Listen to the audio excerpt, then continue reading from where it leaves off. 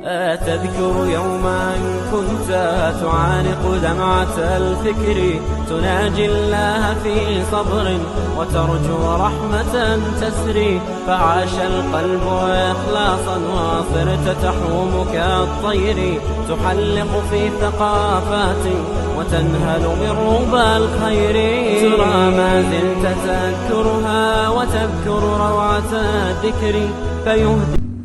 بسم الله الرحمن الرحيم وأصلي وأسلم على سيدنا محمد وعلى آله وصحبه أجمعين. اللهم افتح علينا فتوح العارفين بحكمتك وانشر علينا رحمتك وذكرنا ما نسينا وعلمنا ما جهلنا يا ذا الجلال والإكرام.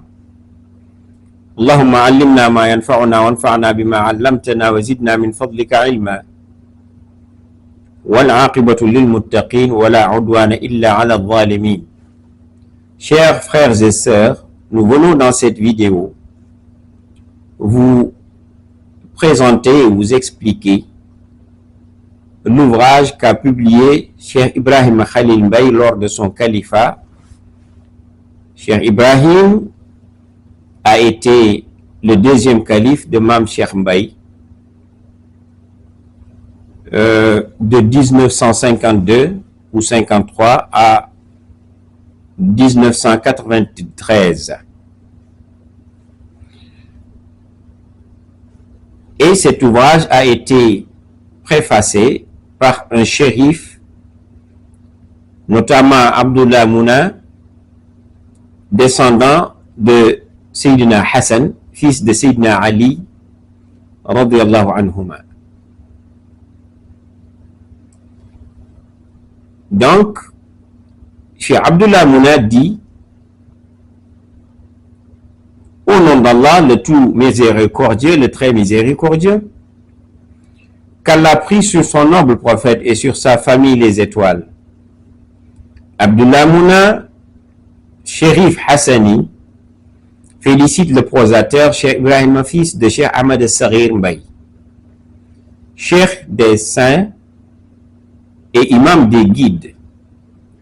Qu'Allah bénisse ses successeurs, accorde sa miséricorde aux pieux anciens, couvre ce califat du blason de la sécurité, l'orne précieusement de la parure de rubis et de corail, que le quai du califat ne cesse d'être l'asile de ses hôtes et celui qui y accède ne cesse de séjourner dans la demeure de la plus béate, et qu'Allah atténue le poids de la responsabilité du califat par l'épée de la vérité, tel qu'il a assoupli la rugosité du fer pour Daoud alayhi salam et qu'il arrose ses jardins d'une plus abondante désirée.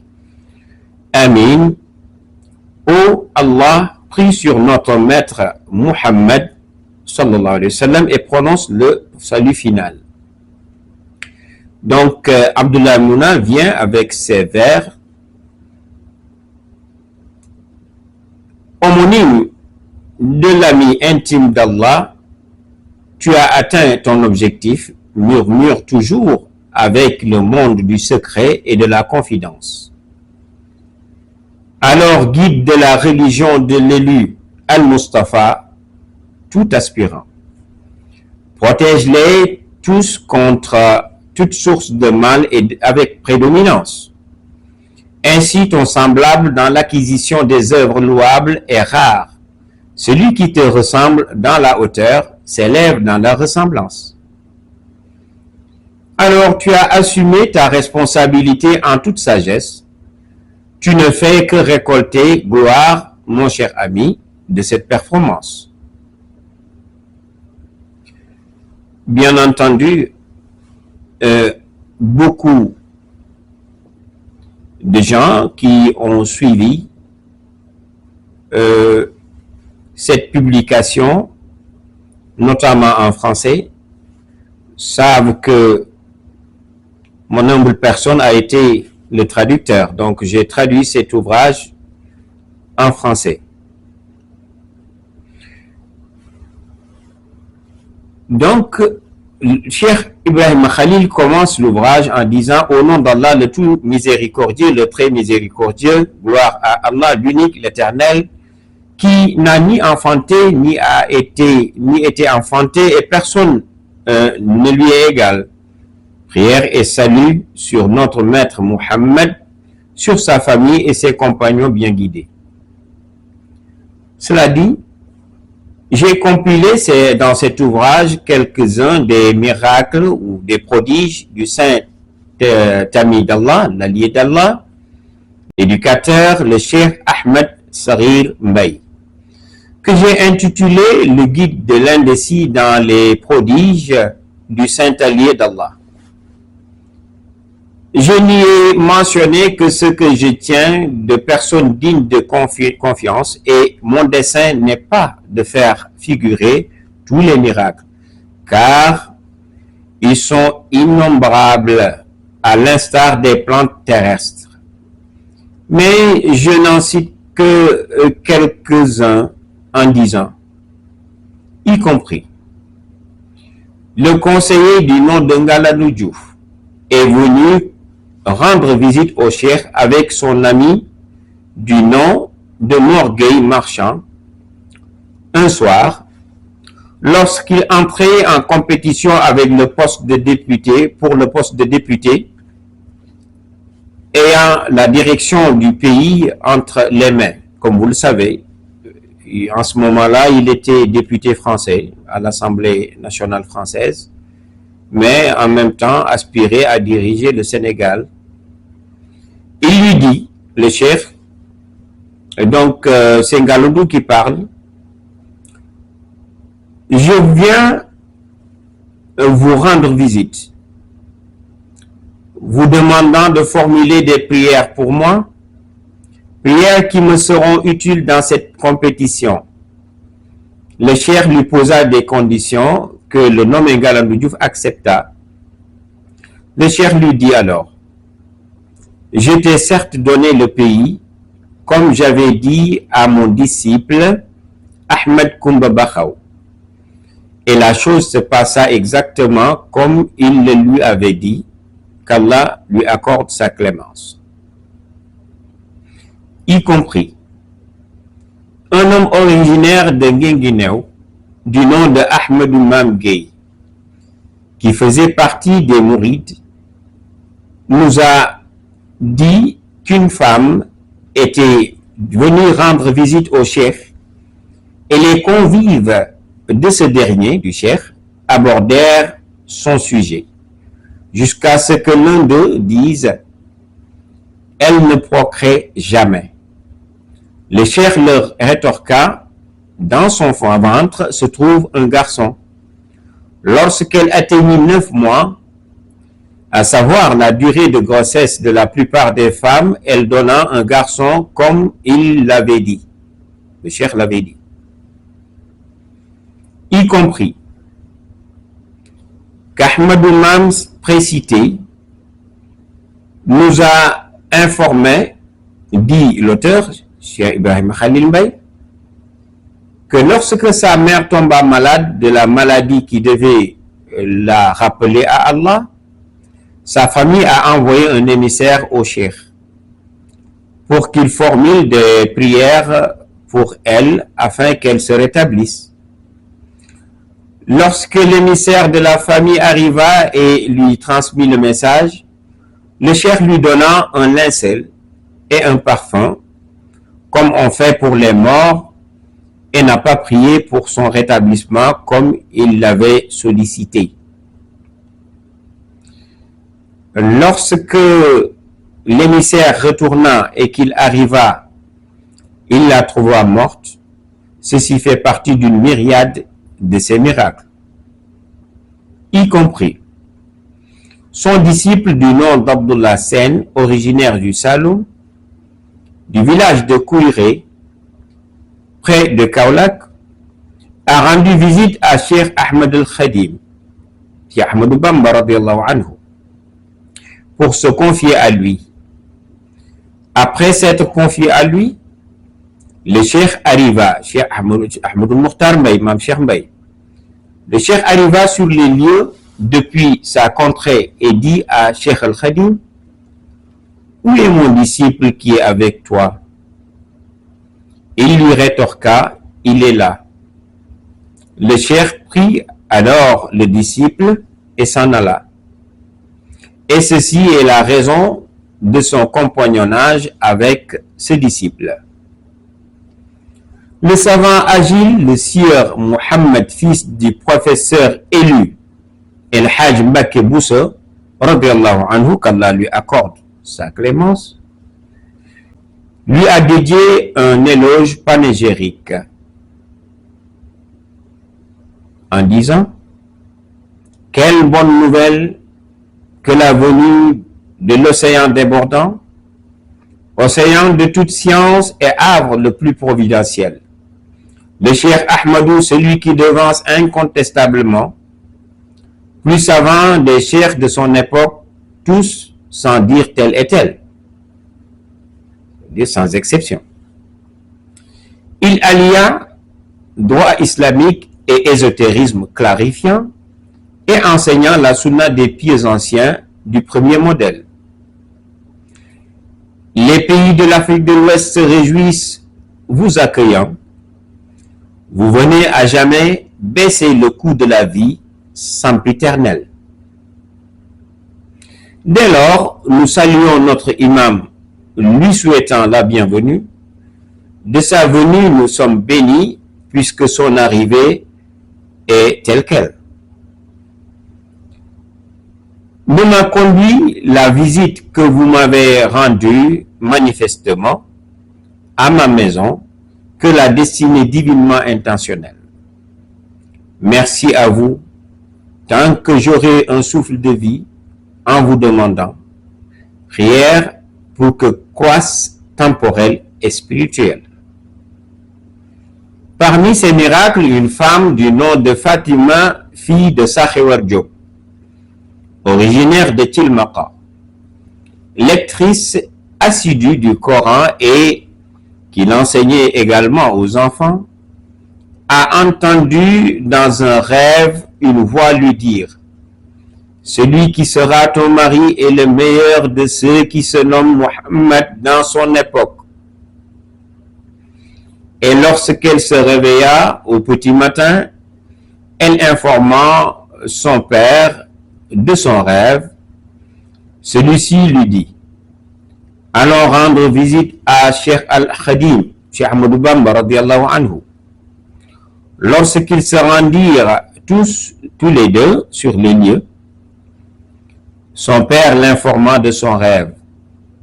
Le cheikh lui ordonnant de se rendre à la maison des femmes. Elle s'y rendit et y resta le temps qu'Allah a voulu qu'elle y restât. Puis, un jour, le cheikh, à savoir celui sur qui nous écrivons, dit l'auteur, arriva et Cheikh Al-Khadim, le serviteur du prophète, sallallahu alayhi wa sallam, envoya chercher la femme et son père. Lorsqu'ils se présentèrent, Cheikh Al-Khadim dit au Cheikh Ahmadou Mokhtar Mbaye, Mam Cheikh Mbaye: ce sont ceux-là qui te cherchent. Et la famille lui donna cette femme comme épouse. Ceci est la raison de ce mariage-là, y compris que le nommé Ahmadou précité, Ahmadou Mame Gueye, nous a informé qu'il fut gravement malade et avait frôlé la mort. Son frère envoya un télégramme au cheikh pour lui annoncer sa mort. Et lorsque le lecteur du télégramme, du message, au cheikh lui a lu le message et qu'il parla de la mort, le cheikh lui dit qu'il n'était pas mort, mais qu'il avait frôlé la mort. Et la chose s'était passée telle qu'il l'avait dite. Parmi ces miracles, ou ces prodiges, la raison pour laquelle, dit l'auteur, je me nomme Ibrahim Al-Khalil, et qu'il a vu le prophète d'Allah Ibrahim que la paix d'Allah soit sur lui au-dessus des cieux, qui lui a appris quelques secrets. Par cet engagement qu'il a pris de lui donner mon nom, ou bien plutôt de donner son nom à l'un de ses fils, lorsque je naquis, dit l'auteur, il me donna son nom. Il nous en a informé plusieurs fois, y compris lorsque le professeur Asset, savant, adorateur, cheikh de la confrérie Tijaniya, El Hajj Malik Sy, radiyallahu anhu, qu'Allah le couvre de sa clémence, décida d'accomplir le pèlerinage, l'imam Ahmad Mbacké Bousso, radiyallahu anhu, lui dit: si tu arrives à Médine et que tu rends la visite rituelle à l'envoyé d'Allah, transmets-lui mes salutations. Notre cher est venu, à savoir celui dont nous relatons les miracles ou les prodiges, avant l'arrivée de Cheikh El Hajj Malik Sy auprès de Cheikh Mbacké Bousso, déjà mentionné, et lui dit: l'envoyé d'Allah m'a blâmé et m'a dit, ce sont les paroles de Mam Cheikh Mbaye, l'envoyé d'Allah m'a blâmé et m'a dit, le Cheikh Mbacké Bousso m'a envoyé ses salutations et tu ne m'as pas envoyé les tiennes. Qu'est-ce qui t'en a empêché? Ou, comme le Cheikh l'a dit l'auteur. Et Cheikh Mbacké Bousso fut surpris car Mam Cheikh Mbaye n'était pas présent dans les lieux lors de leur rencontre. Mais il l'a su par l'information que l'envoyé d'Allah, le prophète Mohammed sallallahu alayhi wa sallam, lui a donnée, et ainsi de suite. Nombre de ses grands disciples proches nous en ont informés, dit l'auteur,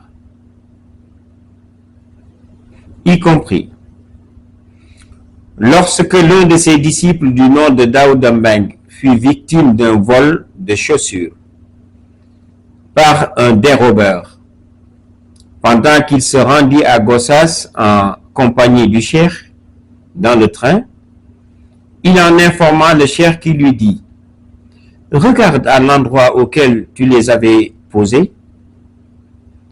Il regarda plusieurs fois sans rien voir.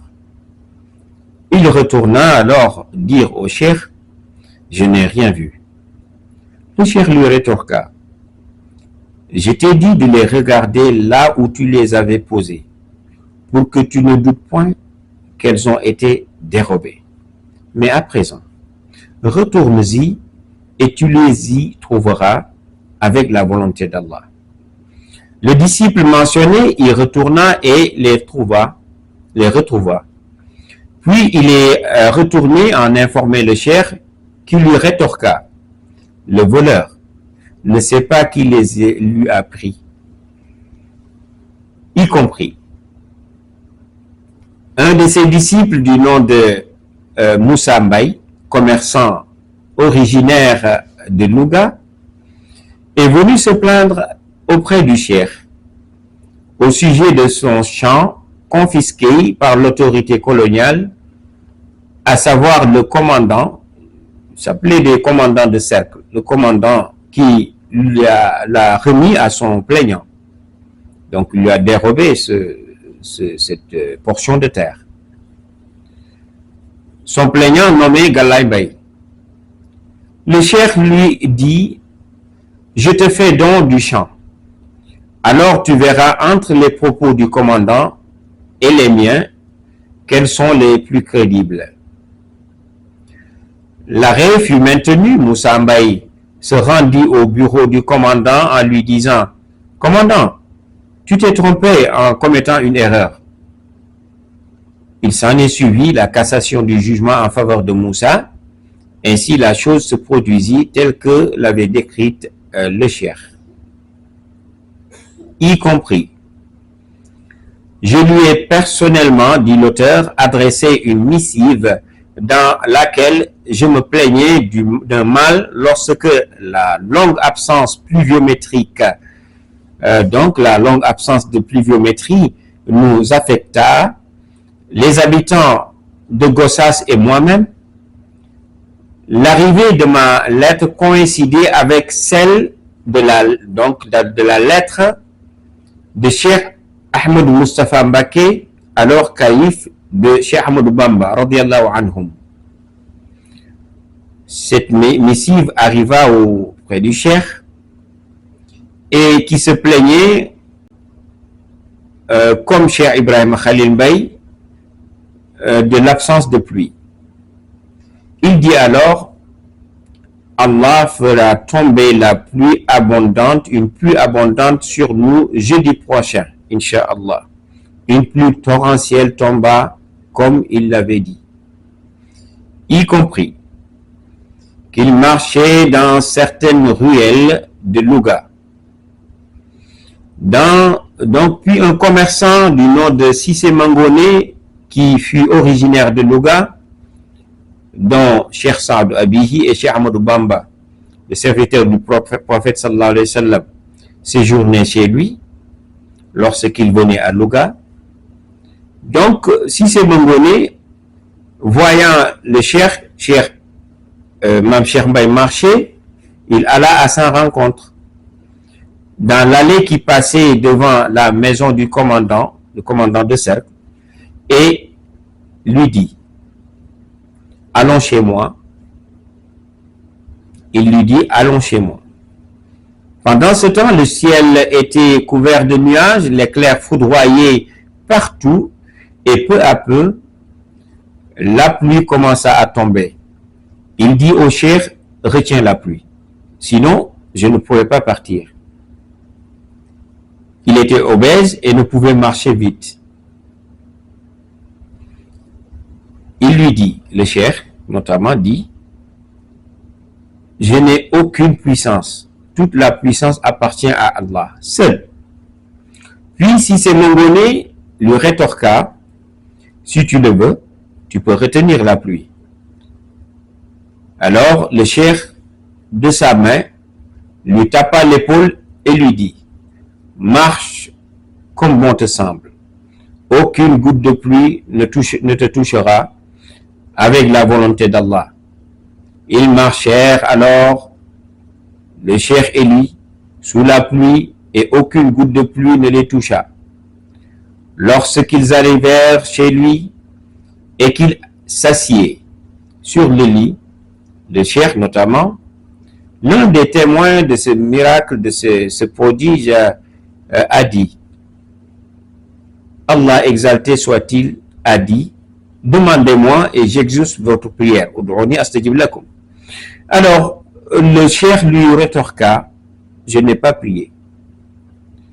Un certain nombre de disciples qui avaient été témoins de ce prodige, dont son concierge, Abou Bakr Sarlo et Ahmadou Kodou Diop, également originaires de Chilmacha, ont été également surpris de l'événement, y compris un homme dont je ne me souviens pas exactement du nom, dit Cheikh Ibrahim Khalil Mbaye, vit son nom inscrit dans le journal des recrues de l'armée, à savoir qu'il devait regagner les rangs des soldats devant participer à la guerre mondiale. Il vint rendre visite au cheikh, apeuré et troublé, lui disant: ne me prescris ni amulette, ni d'amulette, et non plus ne formule aucune prière pour moi. Mais dis-moi simplement, tu n'iras jamais à la guerre. Le cheikh se tut un instant, puis lui dit: certes, celui qui est incapable de faire porter un uniforme militaire à l'immeuble abritant cette gare pour l'envoyer à la guerre, à savoir la gare de Louga, est également incapable de te faire porter l'uniforme de soldat. Cela se passa exactement comme il l'avait dit. y compris son disciple du nom de Serigne Diagne, originaire du village de Bayakh, a répertorié la liste de ses doléances sur du papier, puis a rendu visite au cheikh et la lui donna, et ce dernier, qu'Allah l'agrée, la lit et la mis dans la poche. Le disciple mentionné retourna à son village Bayakh, appelé donc à y séjourner et jusqu'au lendemain au moins pour vaquer à ses occupations.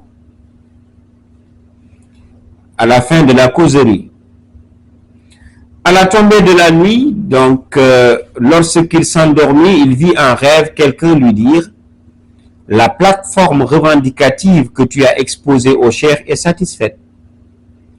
Et lorsqu'il se réveilla et qu'il se tint debout pour sortir s'occuper de ses besoins, en fait, vaquer à ses occupations, il mit le pied dans l'une des chaussures et y trouva la même feuille de papier qu'il avait donnée au cheikh et que celui-ci avait mise dans la poche, avant le retour du disciple à son village, qui se situait à une distance de 3 milles du village du cheikh, 3 kilomètres, du village du cheikh qui était Louga. C'est la personne donc concernée par ce récit, notamment Serigne Diagne, qui a informé le cheikh Ibrahim Khalil Mbaye de cet événement, y compris que l'érudit l'imam Ahmed Fall, originaire de Ndiakhar, village proche de Koki, fut à son début l'un des proches du cheikh qui ont voyagé des jours durant avec lui, avec beaucoup de peine. Lorsqu'une fois, en cours de route, il fut exténué et assoiffé, il se dit: si j'arrive à tel endroit, je vais lui rendre sa valise. Et cette valise-là que je porte pour vaquer à mes occupations. Le cheikh lui dit à l'instant même: vas-y à tel endroit, et en pointant l'endroit du doigt, tu y trouveras de l'eau avec la volonté d'Allah. Le disciple se rendit à l'endroit indiqué par le cheikh, y trouva de l'eau et en but autant qu'il voulait, sans que l'eau, en fait, le volume de l'eau ne diminue. Et il est rare de voir de l'eau dans ces endroits, car ce fut un milieu désertique dans lequel on ne pouvait voir aucune goutte d'eau, surtout en période de saison sèche. Les grands mourides, nobles mourides de l'époque ont entendu ce prodige et en parlent jusqu'à présent. Donc, mesdames et messieurs, je pense que je vais m'arrêter là pour aujourd'hui. La première partie et continuer le reste de l'ouvrage, Inch'Allah, lors de notre prochain rendez-vous. Wassalamu alaikum wa rahmatullahi wa barakatuhu.